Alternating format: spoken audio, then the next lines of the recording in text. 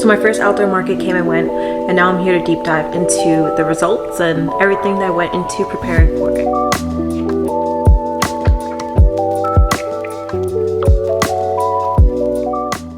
So to paint a picture of what the event was like, it was outdoors and it was in the downtown area of the city that I live in. I live in Albany, New York, so I'm upstate, and the downtown area that I was at was like the warehouse district. So we were surrounded by a bunch of bars, like indoor, outdoor bars that had a bunch of like brunch events and lots of drinking, tons of music. In the video that I previously posted, that gives you kind of a good look at what the event was like. I think I might have kept the audio so you could possibly hear the music pumping in the background. Like the bass was so crazy. The event itself had a band, and then for like a short while, and then there was other bars nearby who were blasting their music, and it was like fist pumping, you know, like club music like that. And it was like 11 a.m. So it was insane vibes, to say the least.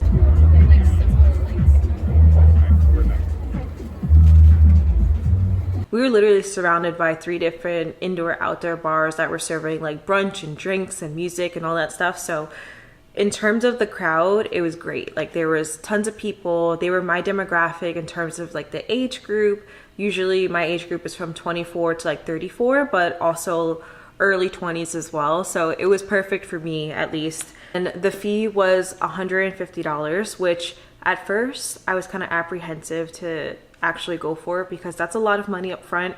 I've never done outdoor events. I've never done this event, but I knew that a lot of people I knew a lot of vendors who talked highly of open bar and thought it was great and were trying to get into it. So I decided to apply just to see what would happen, and I got in. I paid the $150, and I just had high hopes that it would turn out great, and honestly, it did. So for the market results, I made $1,850, so $1,850. $40 of those dollars was made through Venmo, and then the rest of it was made through Shopify. So I have the Shopify tap and chip reader thing, and so I did most of my transactions through that. I also had a bunch of cash transactions. So in total, I had 84 transactions. I was going into this with very low expectations. Granted, this was my first outdoor market. It was open bar. I knew that it was able to drive traffic. They were doing a great job with marketing. They promoted every single one of the vendors individually. Every time I tagged them in something, whether it was a reel promoting, you know, me prepping for the event, or me promoting whatever, or my excitement for open bar, or just like saying like, hey, I'm gonna be at open bar, I would tag them and they would share every single thing. And they did that for every vendor, which is amazing. It's like really good marketing, and they supported everybody like fully. The event was on a Saturday. It was from 11 to 5 p.m. It was a beautiful day, literally sunny. It was supposed to rain, didn't. It actually started to drizzle towards the end, but it was totally fine. Like the event was over. But yeah, it was a beautiful day. It was super sunny. It was a little warm. You know, it had a nice breeze. Honestly, the breeze was too good. It was way too windy at certain points. My stickers kept flying away. Some of my displays kept flying or like falling over, so I needed to put support behind them. There was other people who had to take down their tents because the wind was just crazy. But I think where they were set up, I think the wind was just so much stronger. But also, we were in a flat green area. It was on grass, in between a bunch of buildings. So I think just the way the wind was carrying, it was just so much stronger where we were. Luckily, my tent didn't fly away, which was amazing. But you saw all the vendors like holding on to the bars of their tent, like I was too, just like trying to hold it in place because it was moving. Like it was scary. I always see these kind of issues in videos that I watch of like pop-ups and things like that on YouTube. So it was interesting having to deal with it in real life. Anyways, so from 11 a.m. I was pretty much busy the entire time.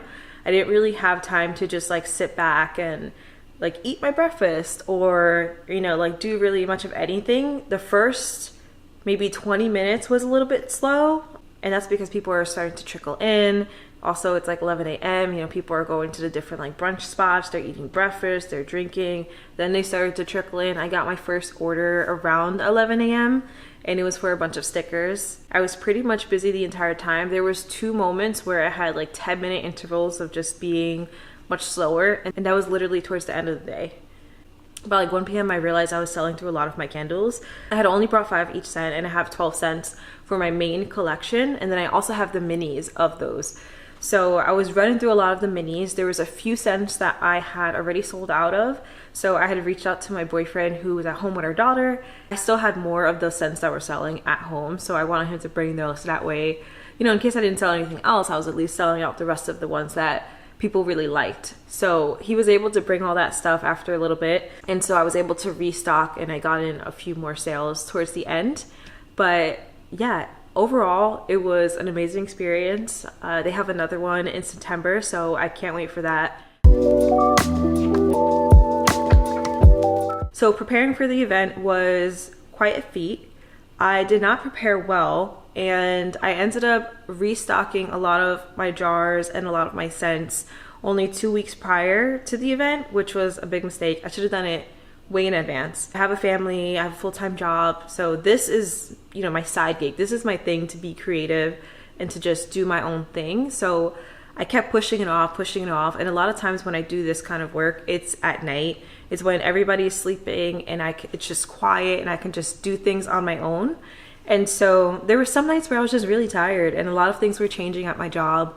There's a lot more work that needed to be done. So I wasn't fully focused on the small business stuff. It's all excuses, but ultimately I just needed my rest, and that resulted in me procrastinating on the small business stuff. So I bought all the materials really late, and because I bought them late, you know, I got them in late, then I had to figure out, how am I going to make all of these candles? Having 12 scents in my main collection, then having 4 other scents in my spa collection, that's 16 scents, and I had to make candles for every single one of them. So I think if you're a candle maker, I would just be weary of the amount of scents that you have in your collection, especially if, you know, your life is very full, you're very busy, but then you're doing these pop-up events where you have to make a bunch of candles. You could do it if you prep well in advance, which I'm gonna have to start doing that, definitely. But yeah, it was quite a feat. It definitely was, but I was able to do it. I was basically staying up until like 2-3 a.m.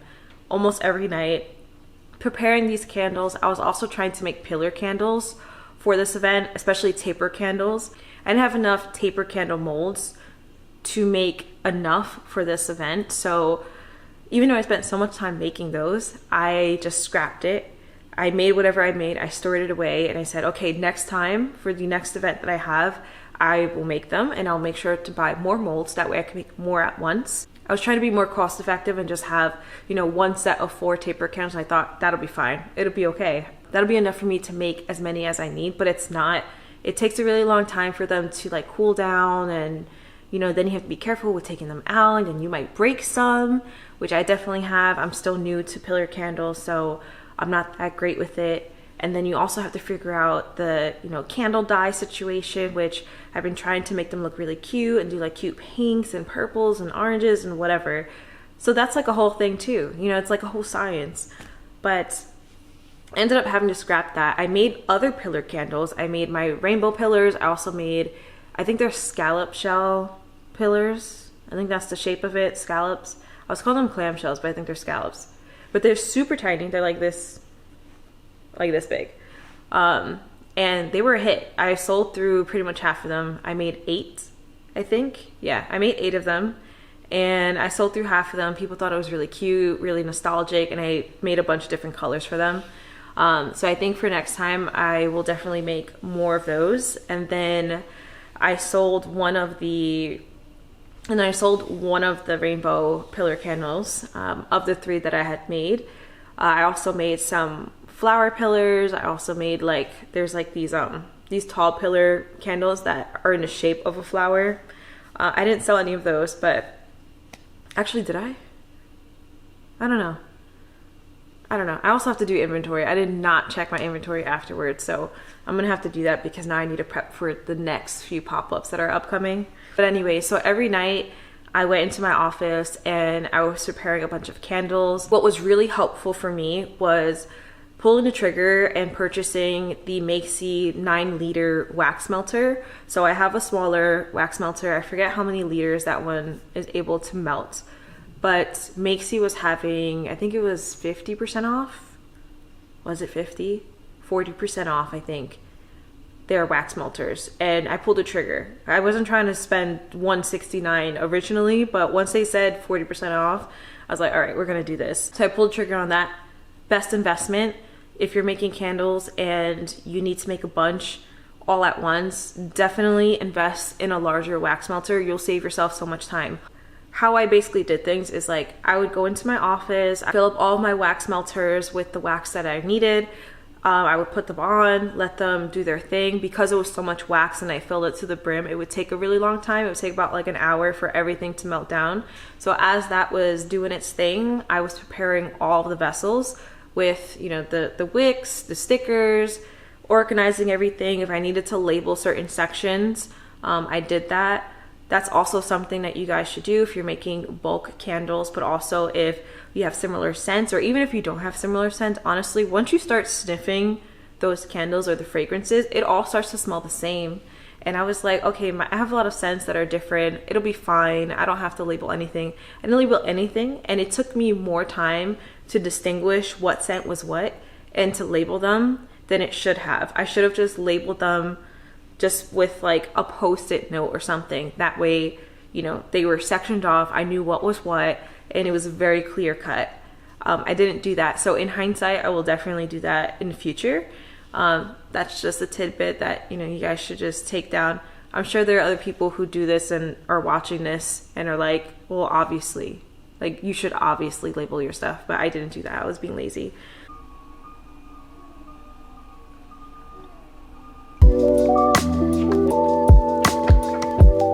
In terms of the displays, in my mind, I had a good idea of what I wanted. I also like to sketch my displays or just sketch my layout. I have grid paper, so I just measured things out. I knew like the space that I had was 10 by 10.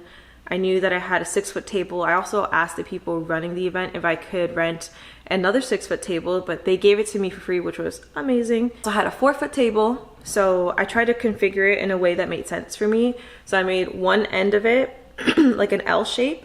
I connected the 4-foot table with the 6-foot table, which I'll show you like a little video of the final product. And then the other side, I had a 6-foot table. So where the 4-foot table was, that was my checkout station, and then the 2 6-foot tables were shoppable. I did bring a chalkboard signage, didn't actually use it. I also brought a spinner, like one of those like spin to win type of things that I made myself from Michaels. I bought everything from Michaels. I made it, I painted it, spent so much time on it. And the whole point was that I was going to add like discounts and things like that to it to encourage people to purchase. But as the day was going on, and like there was a point where I had a little line, I was like, I never would have thought I would have had people waiting to purchase my things. It was insane. But like as I saw how things were going, I was like, I don't actually have to cheapen my product to make people purchase at the moment. So why would I do it to reduce my profit? So I didn't put it out. I actually just used it as a weight to hold some of my displays up because it was so windy. But yeah, I didn't end up using it. I think I'll always bring it with me just in case I see that it's a little bit slow or like people are apprehensive to purchase. And then maybe I'll like fill it out and get it ready, and it'll be like my backup plan. But yeah, I don't know. On the other hand, it could encourage people to purchase more, but I felt like people at this event were purchasing a candle, a bookmark, a sticker. Like they were purchasing multiple things, or maybe like 2 candles, a mini and a large one, or just like 2 large ones. I didn't see it as an issue. So to each their own. I mean, I don't know. Let me know in the comments below what you think I should have done. Like maybe I should have kept it out to encourage people to purchase more. I don't know. But I just thought like, why put it out and discount something if people are purchasing for the full price? As I was doing things in my head, I was like, okay, I know the way I want to display things.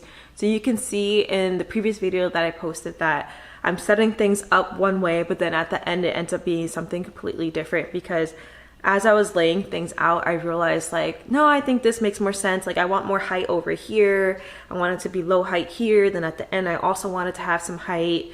And then I want all the stationery in one section with like some of the little pillars over here. You know, it just like, it really changed just as I was doing things. And in that video, you can see it in my face. Like I'm looking at one section while I'm working on the other, and I'm like, you know, is that the right way I want to display that? Like, does that look good?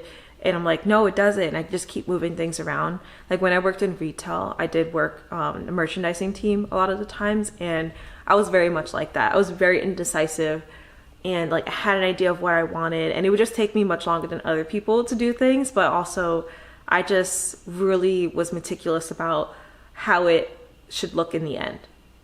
So for my next pop-up, I definitely want to do that again. So like sketching things out just to understand what my layout should be, but also figuring out my displays. I did like the way I displayed my stuff last time. In the next market I'm doing, the space I have is actually 8 by 8. So I have 8 square feet less than what I had at this last market. So it's gonna be a bit tricky. Like I do wanna have 2 6-foot tables, but it's going to be like super hard for me to fit everything where I need it to be.